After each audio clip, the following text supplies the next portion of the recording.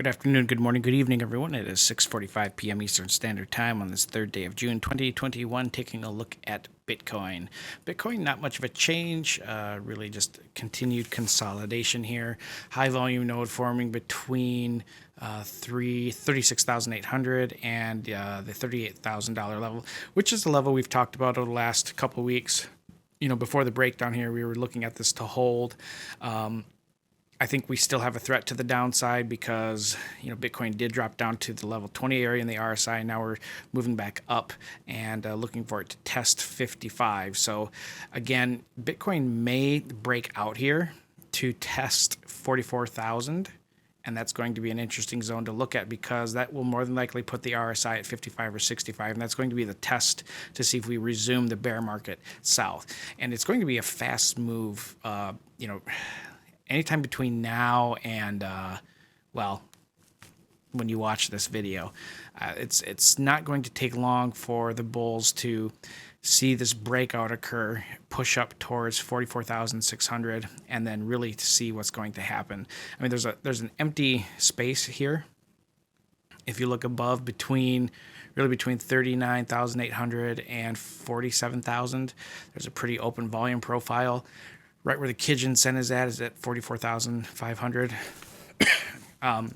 I would expect to see some activity around this zone. And I hate doing this because I know we don't publish this till later on, but the 15-minute chart, if you look at it, 6:47 p.m. right now, I mean, this is a standard looking bull flag formation, or it's bull flag. And it's pressing right up against. We're just seeing price right up against this high volume node. And what's really interesting about this is we're setting up for one of the most ideal breakout conditions in Ichimoku, and that's the ideal Ichimoku breakout.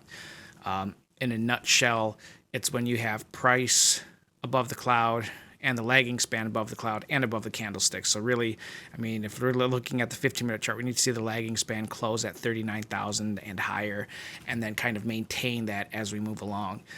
But otherwise, I really don't see a whole lot else to look at for Bitcoin. Short-term bullish movement and bullish pressure looks to be in the cards, but that can quickly change. I mean, here's the deal. If it's obvious to me, it's obvious to bigger players as well. And, if they want to play, if they're going to play it smart, how big operators and professional trading firms, trading desks, how they're going to do this is they are going to lull in the breakout traders and the newbies and encourage them to get into FOMO mode when it hits 40K. It's a psychological number. See it break and push higher. Then have people thinking it's going to 45K, and then that might be where price stops, halts, and then dips back down. So we'll see. You could also just see it just have a fake out and then quickly travel south. But otherwise, not much of a change here.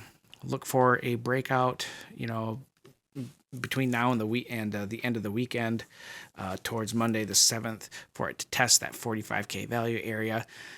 But primary support, if we do break down, look for 23 to 24K as the next primary support structure if we break down below 34 to 33K. That does it for me. Short and sweet. We'll have a longer one tomorrow. Thank you for watching. Please don't forget to like and subscribe.